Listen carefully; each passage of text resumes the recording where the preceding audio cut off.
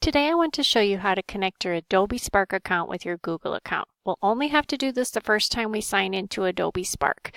It is kind of particular about what order you do these in and that you don't just click sign in with Google when we get there. So if you go from Google Classroom and you click the link that I included there, here's the link to connect Adobe Spark with your Google account. If you click there, up in the upper right, you'll see it says log in.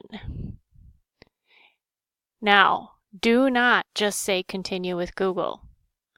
You need the bottom one, log in with Adobe ID.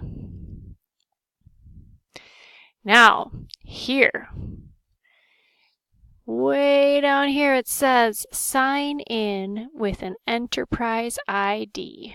So you're going to click on that.